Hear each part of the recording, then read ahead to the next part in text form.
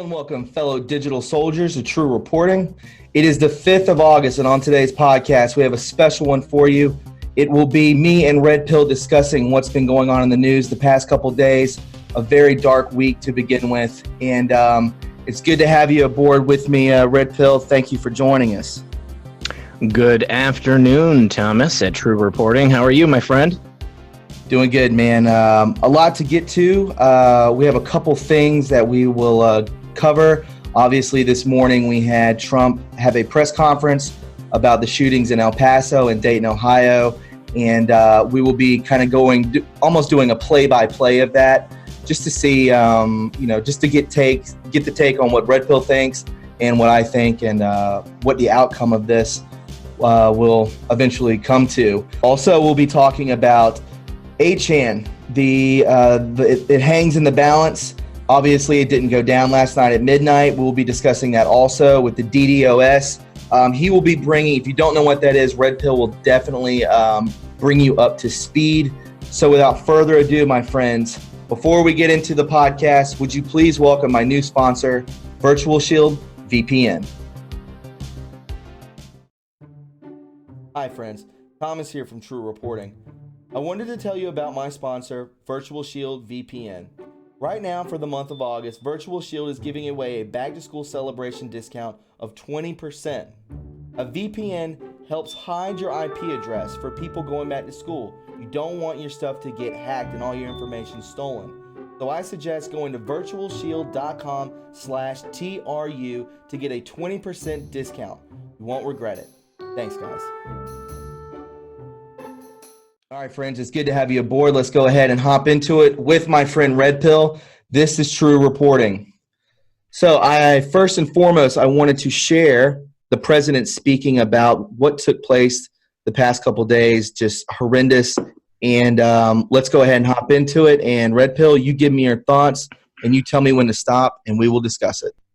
I have spoken with Texas Governor Greg Abbott and Ohio Governor Mike DeWine, as well as Mayor DeMargo of El Paso, Texas, and Mayor Nan Whaley of Dayton, Ohio, to express our profound sadness and unfailing support.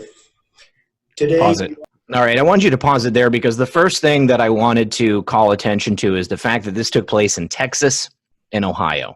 Okay, these are two battleground states. All right, these are states that the Democrats are definitely going to need if they are going to carry the election in 2020. Things were very close in 2016.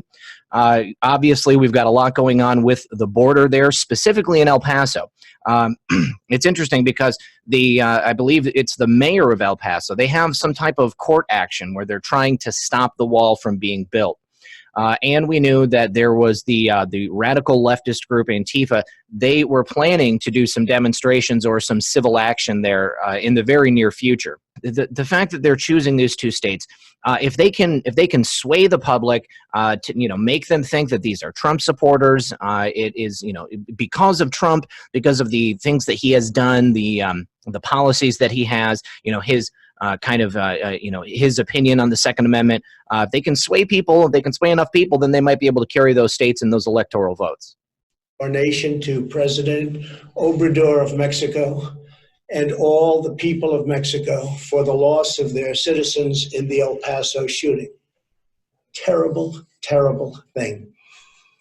I have also been in close contact with Attorney General Barr and FBI Director Wray. Federal authorities are on the ground, and I have directed them to provide any and all assistance required, whatever is needed. The shooter in El Paso posted a manifesto online consumed by racist hate. In one voice, our nation must condemn racism, bigotry, and white supremacy. Go for it. The other thing is that Patrick Crusius was a registered Democrat, all right, as was the shooter in Dayton, Ohio. And we know that the shooter in Dayton was not only just a registered Democrat, but he was a supporter of Antifa. He was virulently anti-Trump, and he was a Satanist. All right, so none of these things are in line with what a Trump supporter is, or who Absolutely. a Trump supporter would be. Okay, so very, very strange. I'd also like to mention something regarding the father of the shooter in El Paso, or the supposed father of the shooter in El Paso. Mhm. He was a therapist involved in some kind of like weird energy working or something like that. Mhm. Also a specialist in children, and how parents should be dealing with their children, or how to change the mood and just the way that a teenager acts. How to get past that. Also, he was trained by disciples of none other than John of God, the Brazilian faith healer who was recently sex trafficker. Yes. imprisoned for trading babies, imprisoned for running farms where he abused over 600 women. So I find that very, very interesting as well. Yeah, absolutely. And on yesterday's podcast, I went through and found out that the kids that were doing this, obviously they were registered as Democrat, but on pretty much a website, it's called My Life. It's basically like a Wikipedia of everyone in the nation. You sign yourself up. Actually, he was signed up as a Democrat, but someone went in there and changed it to him being a Republican, also following our favorite Anon, and also being Christian, loving, just being evangelical Christian. So all of that was changed. So what does that make it as? It makes it a threat. That puts a target on the back of Trump supporters. That person, whoever did that, should be arrested, because in my opinion, that's terrorism in itself. That's putting a target on the back of innocent people who don't follow violence. They don't promote violence. No Trump supporter promotes violence. So I find it to be, that's sickening in itself, and highly suspicious. Highly suspicious, and that needs to be in the news, because that is very dangerous to those of us who actually do support our president and do support this movement. Their ideologies must be defeated. Hate has no place in America. Hatred warps the mind, ravages the heart, and devours the soul. I found that statement to be very deep. Ravages the mind and destroys the soul. I know he said other words for that, but it almost kind of makes me think of MK Ultra. Maybe some fracturing. That we can go down that line, but that stood out to me. Just that little piece. Okay. By all further resources, they need to investigate and disrupt hate crimes and domestic terrorism. Whatever they need. We must recognize that the internet has provided a dangerous avenue to radicalize disturbed minds and perform demented acts. We must shine light on the dark recesses of the internet and stop mass murders before they start. The internet, likewise, is used for human trafficking, illegal drug distribution, and so many other heinous crimes. The perils of the internet and social media cannot be ignored, and they will not be ignored. In the 2 decades since Columbine, our nation has watched with rising horror and dread as one mass shooting has followed another, over and over again, decade after decade. We cannot allow ourselves to feel powerless. We can and will stop this evil contagion. In that task, we must honor the sacred memory of those we have lost by acting as one people. Open wounds cannot heal if we are divided. We must seek real bipartisan solutions. We have to do that in a bipartisan manner that will truly make America safer and better for all.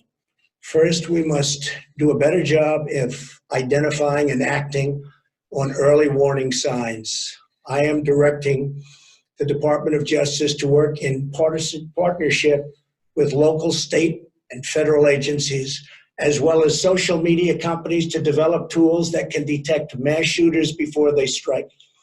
As an example, the monster in the Parkland High School in Florida had many red flags against him, and yet nobody took decisive action. Nobody did anything. Why not? Second, we must stop the glorification of violence in our society. This includes the gruesome and grisly video games that are now commonplace.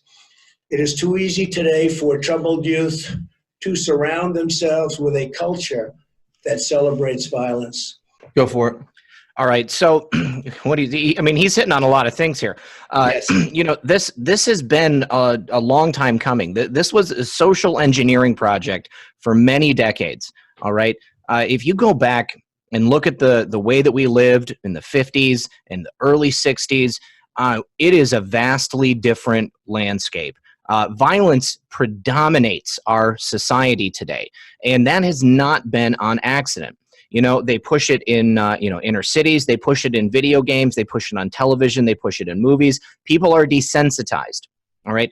The video game started with the military wanting to be able to train people without having them get into the military. They wanted them to be sharpshooters before they got to the military. Correct. They've done a great job.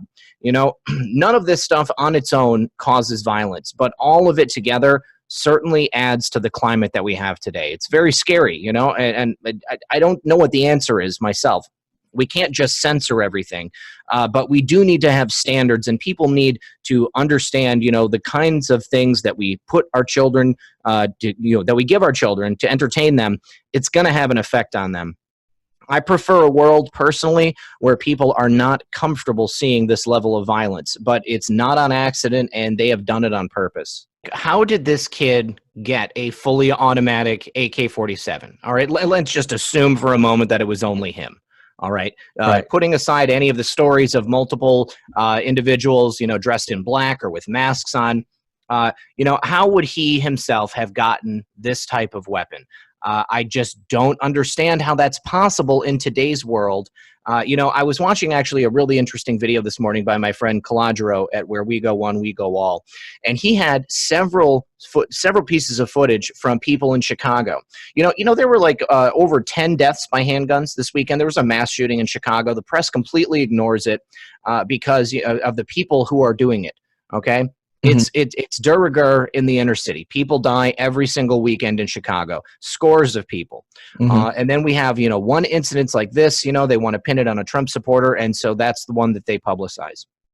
But these people in Chicago were saying that, on many, many occasions, kids are walking in the train yard and they find a cardboard box or a crate filled with Tech 9s or fully automatic Glocks or, fully automatic long guns. How do those get there? They are putting them there on purpose for these people to find so that they can develop criminals. All right. It helps them. It helps the cabal because it desensitizes people. It creates mass panic. It puts us into a situation where people are going to find themselves in a world with so much violence, and then they can bring about the removal of the Second Amendment. I totally agree. I think the biggest threat, and I've been saying this forever, is the manipulation of the mainstream media. They are the biggest threat to the American people because they are the ones who put out and choose what we, the masses, hear and see. That's complete and total manipulation. Substantially reduce this, and it has to begin immediately. Cultural change is hard, but each of us can choose to build a culture that celebrates the inherent worth and dignity of every human life. That's what we have to do. Third, we must reform our mental health laws to better identify mentally disturbed individuals who may commit acts of violence and make sure those people not only get treatment, but when necessary, involuntary confinement. Mental illness and hatred pulls the trigger, not the gun. Fourth, we must make sure that those judged to pose a grave risk to public safety do not have access to firearms, and that if they do, those firearms can be taken through rapid due process. That is why I have called for red flag laws, also known as extreme risk protection orders. Today, I'm also directing the Department of Justice to propose legislation.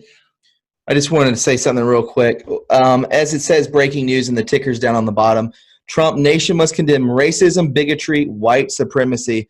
They're feeding, again, just the narrative of racism, racism, racism.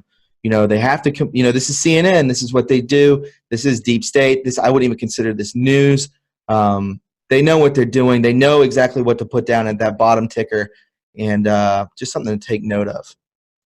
Ensuring that those who commit hate crimes and mass murders face the death penalty, and that this capital punishment be delivered quickly, decisively, and without years of needless delay.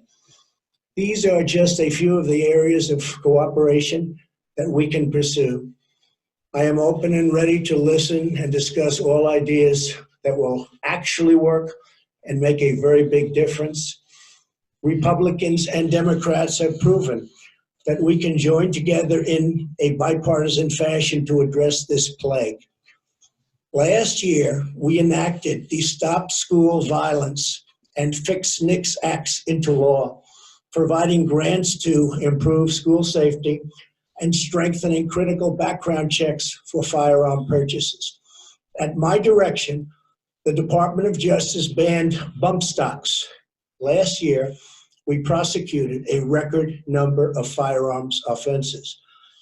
But there is so much more that we have to do. Now is the time to set destructive partisanship aside, so destructive, and find the courage to answer hatred with unity, devotion, and love. Our future is in our control. Right there, when he's talking about the destructive bipartisanism, it's very hard to battle that. He's battling so many areas because of rhinos, because of actual communists within the Democrat Party. It's so messed up and upside down that he's fighting an uphill battle constantly. And I understand this is a military operation. You know where I'm going with that. But it's very difficult for him to do this.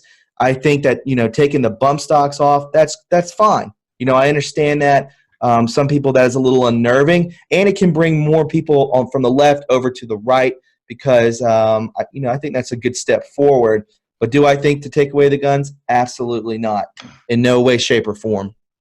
No, I mean, the problem is not the weapons themselves. The problem is people who are mentally ill. And, there's a major distinction between people who suffer from mental illness and people who suffer from induced mental illness.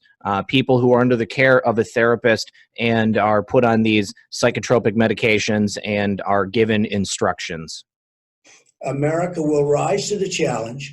We will always have, and we always will, win.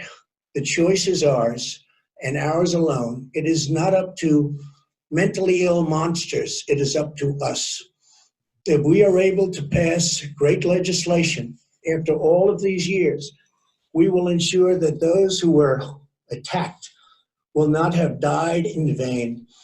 May God bless the memory of those who perished in Toledo. May God protect them. May God protect all of those from Texas to Ohio. May God bless the victims and their families. May God bless America. Thank you very much. Thank you. And we see no questions from the press. No. To discuss anything furthermore. He got out of there very quickly. I think he was, in my personal opinion, I felt like he was towards the end getting almost a little emotional, maybe had gone. I don't know if he was reading the teleprompter at that point. I think he was just speaking from the heart. I mean, he did say Toledo instead of Dayton, so I think that he wasn't reading the teleprompter at that point. He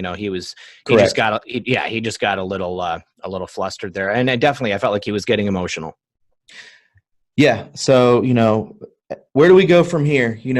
What do we do now? We can move forward with more censorship of internet sites, more of regulation on guns, mental illness, so on and so forth.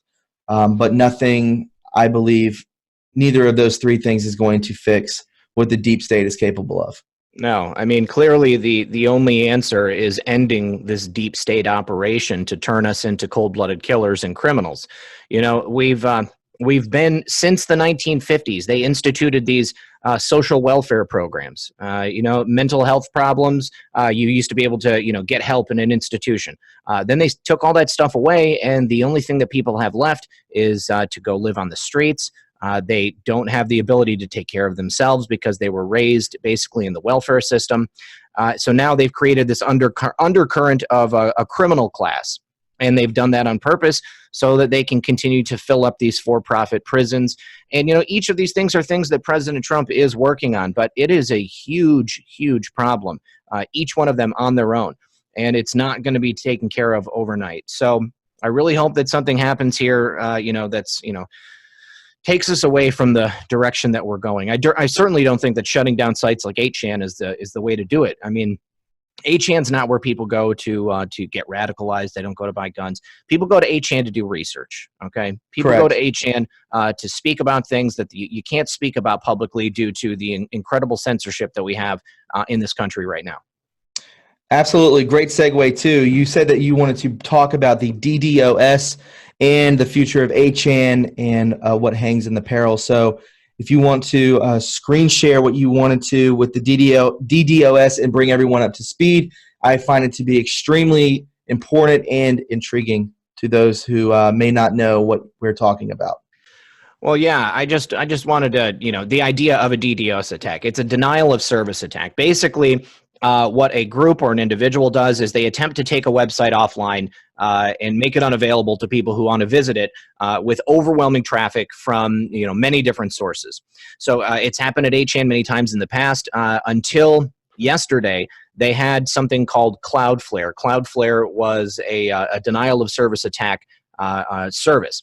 So basically what it would do would be to weed out those bot attacks so that people who wanted to visit the website and were actual individuals, then they could go ahead and do that. But now, due to everything that's happened, there's been this tremendous outcry from the press and from the left saying that 8chan has to be taken offline because, it's because of 8chan, that these attacks have happened. It's no mistake that these last several shooters have specifically tried to, tag Q or tag 8chan along with this attack. So, late last night, they lost their Cloudflare service, and luckily my friend Neon Revolt was talking and told us that they had moved over to something called it's called Bit Mitigate. Bit Mitigate is another denial of service protection that is available to websites. I believe they also had to move their web domains to a new registrar. Because they were going to get kicked off. It was very similar to what they did to Gab several months ago, trying to get them taken offline. But, I believe there might have been a small, lapse in service. But, as far as I can tell, 8chan is up. There we go. Got it right here. Got Q Research right here. So everything is working. I saw a lot of people freaking out saying that 8chan was going to go away, that this was the end of 8chan. But, just because they lost one service doesn't mean they can't go to another. Correct. So basically, Cloudflare prevented bots. It kept down the spamming of a website so that people could actually visit the website and actually get research done, talk to one another, so on and so forth. Yep. They didn't want to have anything to do with this anymore because of the shootings. So they bring in another one, which is called, what was it? It's called Bit Mitigate. Bit Mitigate to come in. So 8chan is still up, absolutely. So hopefully, and very soon we hear from 17, wouldn't you say? I definitely hope so. Now, here's something that I wanted to show you too, Thomas. This is going back to the El Paso incident. So right here on the left, this is an article from the New York Post showing a picture of Patrick Crusius.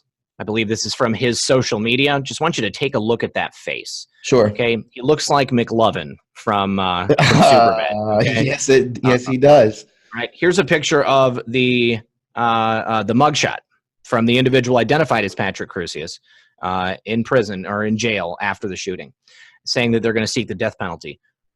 Do those look like the same person to you? No. One looks like a Caucasian male, and the other one looks like a Hispanic gentleman. Well, they don't racially profile though. No, that's fine. Regardless of the race, I mean, they they have different facial features. Okay. Well, they're not even the same person at all. If you put them in a lineup, you wouldn't even think they were the same person. No, they do not look like the same person. There was another tweet that I wanted to show here, just showing them all off. Now, this, I believe, actually is a picture of McLovin. Yes, that is. Yes. This is apparently from Patrick Crusius's social media here. Okay. But again, like they do look similar, but they're obviously different people. But, correct. Yes. But this does not look like this person. They look like different people, and I just don't know what that's about. So what you're telling me is that the mugshot is afterward. So I know they were both New York Post articles. Yeah. The first one being the white guy. That was what the media showed us. Correct. Yes. And then the second picture was the mugshot, but both were put out in the New York Times, or they were both from the New York Post, and they're saying that it's the same person, but they don't look like the same person to me. Now, another thing I wanted to show here, this is a picture on the left of the garlic festival, the Gilroy incident. Yes. And then here's a picture of Patrick Crusius. They look remarkably similar themselves, but they are clearly two different people. But again, they are trying to, write this narrative that, this is the type of person. These are incels. Okay. Correct. These are guys, definitely, on the internet all day long. In a basement. Yes. Yeah. Sitting in a basement. Okay. Now, of course, Santino William Lagan, this guy, he has ethnicity. He's not just a Caucasian individual. So, but they completely ignore that. Mm-hmm. Another thing I wanted to show you, Connor Betts. That's the name of the individual from Dayton. Mm-hmm. He had a sister named Megan Betts, who apparently was one of the first people that he took out. Well, back in Connecticut in 2014, there was an individual named Connor Betts who passed away. Also had a sister named Megan who survived him at that time. And I just thought that was a very strange coincidence. Is that the picture that they're showing in the papers? No, it's not. No. Okay. But it's a different person, but just weird. It's just weird. Connecticut is a big spot for people who work in the intel agencies as well. Absolutely. Yes, correct. I totally agree, man. I appreciate you showing me all this stuff. I've seen some of it. I know all of this has been coming out. This says like 22 minutes ago. So, yeah. I believe Joe M has said, it's going to keep getting sloppier. The deep state gets sloppier and sloppier. And then we are putting out the correct information, spreading it far and wide. More people will start to see what we are throwing out there because there's a lot of us. There's a lot of investigative journalists on Twitter, on any social media that is actually putting out there and questioning the narrative, which then makes the normies question the narrative. I'm starting to see more and more of this is becoming very prevalent. And now, how interesting is it? How interesting is it that one of the parents of the Parkland incident just happened to be in El Paso at the time, ready to speak about how we need gun control? Yeah, no coincidences. Sickening. Just do your research, guys and gals. Do your research on this because it is mind-boggling, and basically it can turn your world upside down if you're not prepared for it. I don't know what the answer is. I really hope that President Trump, the things that he was saying means that he's going to go after the true perpetrators of these crimes. Yes. These people were radicalized, however it happened. And I realize that this is a manufactured event. Okay. But I do believe that people actually lost their lives. And I know that it's absolutely. And of course we condemn stuff like this. We don't want people dead. We don't want people even fighting about this stuff. We need to come together. That was the takeaway for me from President Trump's speech. Partisan politics cannot divide us any longer. We must be coming together. But here's the thing. Look at this. Look what's trending. Number 2, white supremacist in chief. This is the left's response to this. They blame Trump. They blame Trump for absolutely everything that goes down, and that is the plan. That's the cabal's plan in this situation. Right, and then you can see trending number 1, President Trump mistakenly refers Dayton as Toledo. Don't they know? So they put that out there. Me and you, we said that right off the bat after watching this. He's not a teleprompt person. It's more genuine. Yes, It's yes. He more speaks from loving. the cuff. Yes, it's from the cuff. And the fact that they're besmirching him doing that, saying he's a white supremacist, that's the enemy, everyone. Show this to people. Show this to people that are on the fence, because what they're doing is they're manipulating the narrative. It's sick, and it's turning people against each other. They are the biggest threat to humanity, mark my words. Now, another interesting point to make here is that these mass casualty incidents surged under President Obama. Once he changed the once he instituted the Smith-Mundt Modernization Act in 2012, shootings in America surged 246.7%. Did anyone ever blame President Obama the entire time in office? No one blamed President Obama. And I'm not saying we should blame President Obama, but I am simply pointing out the hypocrisy of the left in this instance. Yeah, the entirety of it is all hypocrisy. And like I said before, it's sick. It's extremely manipulative, and it drives people apart, which is what they want. They want a civil war to take place. Bottom line, they want us enslaved, and they want us to hate each other. And look at this too, a little bit of a predictive programming from Twitter. You search that white supremacist in chief, and what do? They put Donald Trump as a suggested person to follow. Correct. Underneath this tag. He's got to rope in this sort of thing that these big tech giants do, that they completely change what people are seeing on the internet. And he can. See, that's the thing. He can do something about this, but I just feel like this needs to be done sooner than later.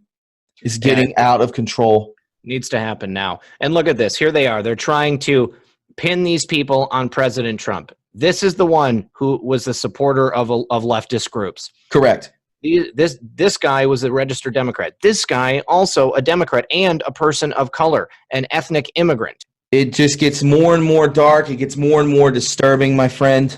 I think that we've beaten this into the ground. It's very disturbing, and I just hope that there is light at the end of the tunnel for something to fix this. It needs to be fixed sooner than later before more of these, happen. More of these awful incidences happen and more people lose their lives. Red Pill, I want to thank you, man. This is your first time on True Reporting. I've been on your channel numerous times, and I was trying to return the favor to bring you on over here, and it was always a pleasure, man, always. Well, thank you very much for having me, Thomas. It was a pleasure to be here, and as always, you're always welcome on my channel. Yeah, man. Do you want to plug some stuff, and then we'll go ahead and sign off? Well, actually, my good friend Brian Herthmacher from Fan Fanatic Art Studio, a couple months ago, he had created a drawing of me. It's my face is masked, but it's like me and like the dogs and stuff, and I'm selling red pills, and so he had he sent me a whole bunch of them, and I agreed to autograph them for him so that he could sell original prints of his art. And so, everybody check out Fan Fanatic Art Studio. He's a good guy, and he draws other YouTube personalities. He's got some great videos, and he does a lot of good work. And then always, you can check my videos every day, Monday through Thursday at 6 p.m. Eastern. I try to get a video out by 5 p.m. on Sundays, and then my live streams at 10 p.m. on Fridays and 9 p.m. on Saturdays. Awesome, man. It's always a pleasure, guys. Always a pleasure to have Red Pill on. You always know how we end it here. Please go ahead and click that like button, share, and support this channel to keep it afloat. Also, this Wednesday from 8 to 9 p.m., I will be releasing a podcast with one of the best investigative journalists out there, Methods from Twitter, has been contacting me. We've been messaging back and forth. He will be on the podcast this Wednesday, so keep an eye out for that. And Red Pill, thank you, my friend. It's always fun. Always a pleasure. And don't forget, you can find me at youtube.com/C/Redpill78, and then on Twitter at Redpill78 as well. All right, guys, we're going to sign off. Thank you so much for joining us. Be kind and loving to one another, and we'll talk to you very soon. Have a great day. Bye-bye.